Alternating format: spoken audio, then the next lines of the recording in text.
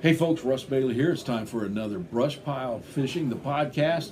I've got a great guest in store. I haven't got to fish with this man in years. He's getting old too because he's been on the Midwest Crappie Days. Brad Whitehead. How you doing, buddy? Brad, how's it going, man? Man, it's good. How are you? Pretty- You've been waiting all day for this, haven't you? Yeah, like I wait for a headache.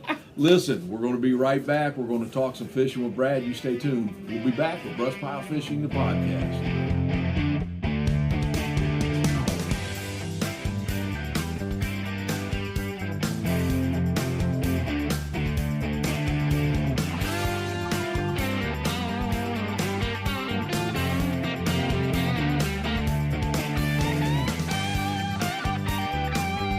All right, folks. Hey, we're back with the podcast brought to you by Bob's Cycle in Sydney, Ohio. For all your ATV needs, everything you need down there, give Bob a call. They'll take care of you. Mr. Brad Whitehead. Yes, sir. Brad, haven't seen you, let alone fish with you, but I haven't seen you for many years, seems like. But before we get talking about your lake and some things that we've got coming up in the future, you took a little time off from the business part of it. I did. I think 2020 was the last time I was here at Grizzly. My son, Nathan, as you've met several times, has got When he into was the this big yes, first time. yes. Got into the bass world, and we were in the high school bass fishing for about 6 years. So Competitive. We went all over the states. It was awesome. Yeah. It was the boringest time in my life, but I got to spend time with him. I got to Sure. spend time, with his friends and whatnot. And I kind of have this: if you can't give 100%, you might need to step back just a little bit. And I was actually giving 100% to the bass world, to the high school world with him. Your son, My man. son. And, I kind of backed off on the crappie stuff, even the trips, the shows, guiding in general, because he had a short window, So his junior and senior year, I took a little time off, but hey, it's good to be back, man. I have absolutely had a blast, getting to see everybody, getting back in the system, and, I'm ready for our time, back to crappie fishing, back to, getting in the media and getting going again. And it takes a little while. Yeah. So me and you've talked about this trip for the last couple of We years. have. You sent me a few videos letting me know that you were still there and you was ready to go. And, I think it'll be fun. And like I said, you can't take, and if you're watching this and you're debating on doing things, you can't get the time back with your kids. And, if he would have been into golf or soccer or any kind of Baseball, my sport, kids, baseball, you've done that too. Yeah. That comes first. Family first. Our sponsors that we have, they're family owned and operated. And, they want you, they'll tell you, they don't like it, but they will tell you your family comes first. Yep. So, if you're out there and you're kind of debating on what I need to do, family, fishing, you better hang with the family for a few years. Like you said, it's a short window you have. So I've been very blessed.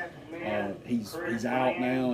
He's fishing in the college league. He's actually fishing today that we're talking. And but they don't need boat captains, and that's wonderful. So it allows me to get out here and do some of these shows and catch up with guys like you, Russ.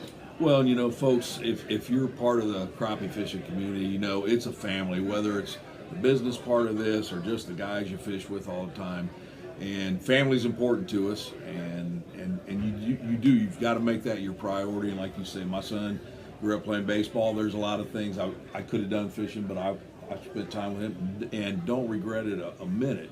And like your son, he's grown. Now, mine's out of college now. He's in law school. So I've been hitting the crappie trail hot and heavy again. We are going to do something. First of all, Brad, if someone wants to book a trip with you, what lakes are you guiding on, and what's the easiest way to get in touch with you? The lakes I'm on right now are Pickwick and Wilson Lake, which is in northwest Alabama. And then we've got a small chain of lakes that you've been on called the BCDA. They're the Bear Creek Development Authority. They're a flood control lake. Very clear, very clean, and I stay on all of those. So the easiest way, if you don't want to go on social media, of course I've got a page, Brad Whitehead Fishing on Facebook and Instagram. But the easiest way is pick up the phone, 256-483-0834. And shoot me a text or call me. I'll describe the day and what we're going to do. I pretty much from February to the end of April, I'm full crappie. And then I do a month there in May that I do brim. And then I pick up, I don't supposed to say it though, Russ. We'll do summer, June, July, and August. Obviously what we're going to do for crappie. And then in the fall, bass fishing, live bait for smallmouth. Now, folks, Russ, that's the end of this podcast. Now, Russ, let me tell you now. Have you smallmouth fished? I love smallmouth fishing, dude. I do. You know, a couple of our sponsors crappie sponsors don't like to. Jack Wells being one of them. He don't like for me to talk bass, but you know, I'm multi-species and I really enjoy that. Yeah. So, but what we're going to do, you and I will be in the middle of the summertime. A lot of people don't think that you can catch crappie in the summer. But we're going to prove them wrong. Well, and especially, not only are we going to get them in the summer, but something pretty unique. Pretty unique. You know, it's, I've had the mindset for the last, 15 years that I had to fish deep in the summer. Well, I'm going to try to show you how we're going to catch these fish 11, 12 feet and shallower in the middle of the summertime. And we're talking Alabama, folks, a southern state. It is hot down there. So this is something I've been looking forward to ever since we started, throwing this idea around. Yeah, it's going to be pretty neat. We put out a lot of structure. I probably put out 2,000 to 3,000 stake beds a year, a couple of brush piles from here to there. Put out some cane.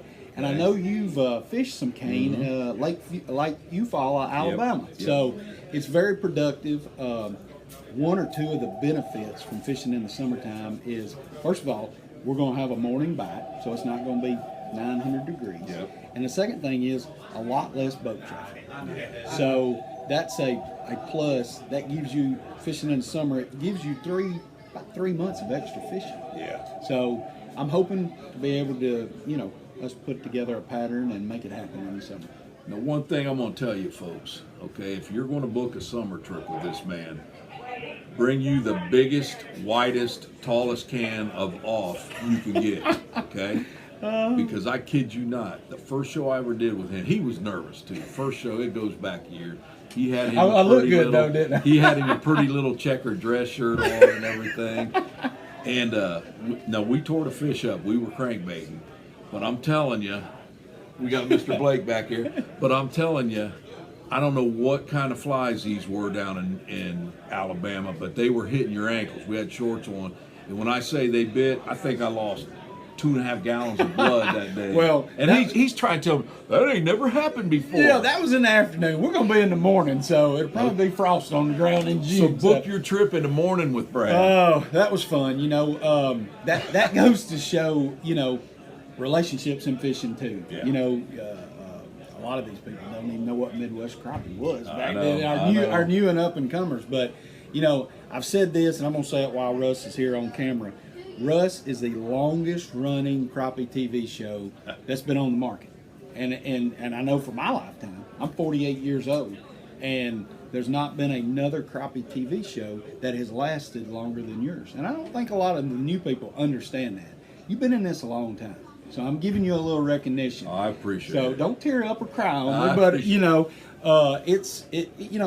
friendships in the angling world, it lasts a long time, and we change. As far as me and you, we get broke down and change. Oh yeah. But my thing is, if you develop a friendship, most of the time, and I would say 92%, 95% of all my friendships is fellow anglers. I know. I agree. Hunters, outdoorsmen, I guess is the word. So I've been looking forward to this, been looking forward to getting back into the system and, letting people know, hey, we got a lot of new stuff out here. Things have changed since the last time we did a trip. Big time. So I'm looking forward to it.